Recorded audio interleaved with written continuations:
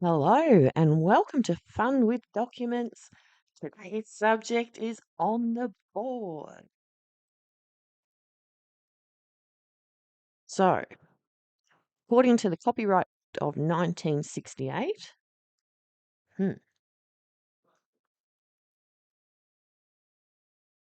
because Hobart Council go live on YouTube, so you can share stuff. And there's something I really want you to see in here. So, let's check out a federal government act. My favourite bit, the contents. I am going to look at part 3, copyright in original, literary, dramatic, musical and artistic works.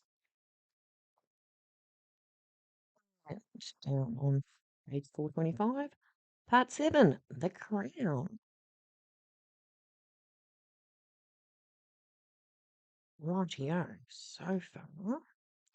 So long as they don't recite any poetry, original poetry, do any musicals or dramatic things. What else have we got? Anything too artistic? Okay, I can avoid that, I think. And part 7, the crown. Under control of Commonwealth or state copyright. Okay, good. Good. It's the meeting before bits arrived. And queer dash questioning. I just want to see how that gets presented. And so many things. I'm a curious critter.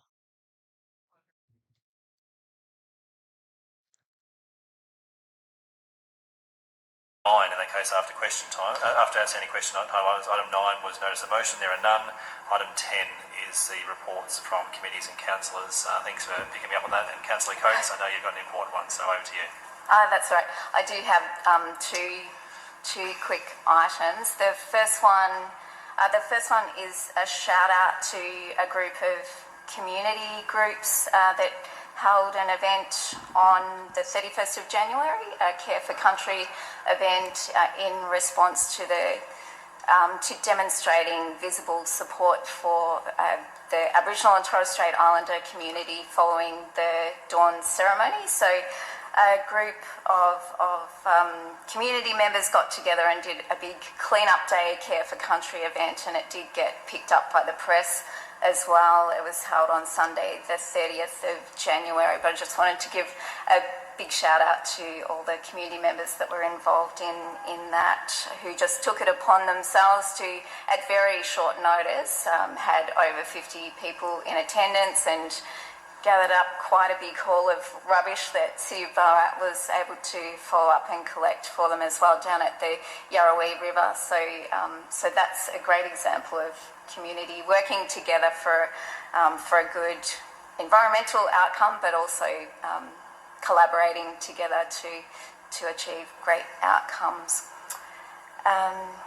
So the second item is that I would like to flag that together with the Mayor, Councillor Maloney, I'd like to jointly call for a report, and I have sent through the wording of that to governance as well. It's simply to consider the establishment and associated resources to support an LGBTIQA plus advisory committee and action plan. So the report would simply call for would simply consider that for councillors to take a look at and hopefully support would be my aim, but also to look at issues such as achieving rainbow tick for council-run services,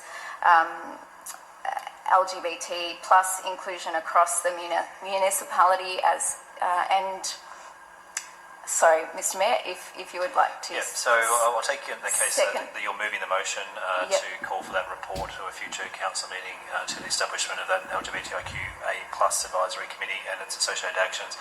Moving by yourself, I'm happy to second as I guess a joint submitter to this particular report, if that's okay, but I'll let you now speak to that to inform it further, if that's okay, and if anyone then has...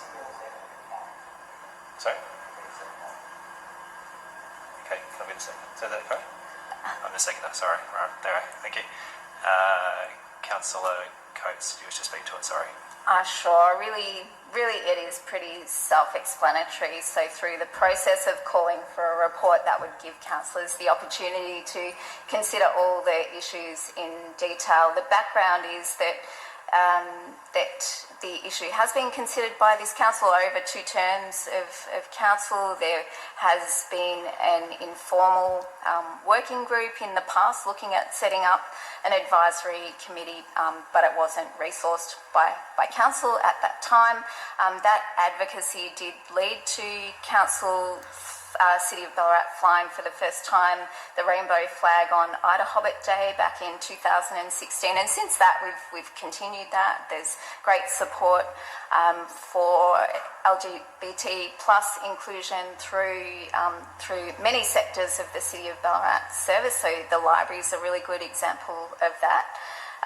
But I think we've got a lot of scope to look at improving that, especially as it relates to the community engagement that we do, and as it relates to our new requirements under the Act to really make sure that we've got broad and deep community engagement in all our decision making. So as in terms of our Ballarat demographics, we have around 10% of the population that identifies as LGBT plus, and I think this report would really just give us a good opportunity to explore ways we could consult and engage and work with members of that community more deeply and therefore better represent our diverse community.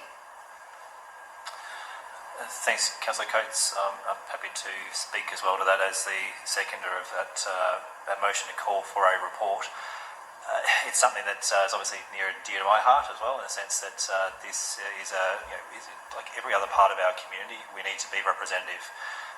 We have at times as a council stumbled a bit over this issue, and I don't think it's in any way because any current or past councillor has in any way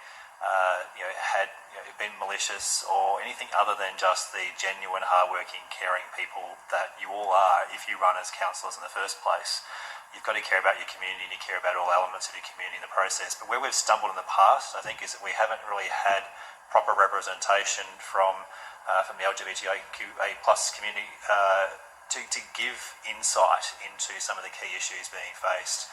And it does at times sort of break my heart to hear that there are so many young people, in particular in our community, that do continue to struggle with this as an issue.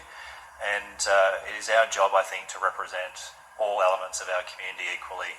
And that's why I really welcome Councillor Coates working with me on this, and I appreciate all of her history and hard work over a long period of time in supporting this issue. So again, if we can improve our overall understanding in our issue, then we often don't have these issues in the first place. So I commend that report, and I commend the call for that report. So councillors, do you have any questions of the mover? In that case, I'll put that to a vote. All those in favour of calling for that report to come to a future council meeting? Thank you, that's carried. Councillor Coates, do you have any additional items to talk about as well? Thank you.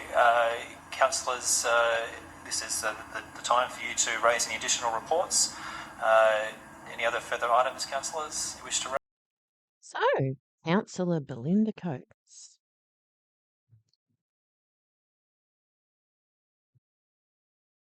She is an endorsed member of the Greens Party on council.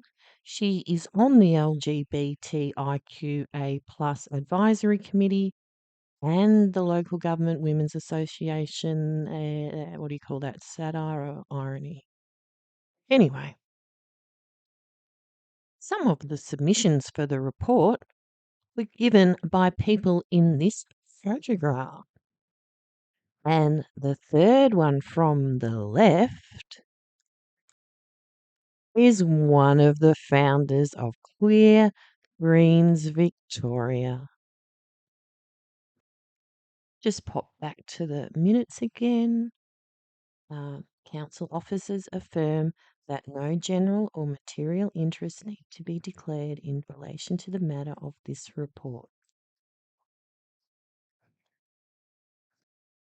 So, my conspiracy was that they were just tricking me about using the 1968 Act, and maybe if I checked it, and I did.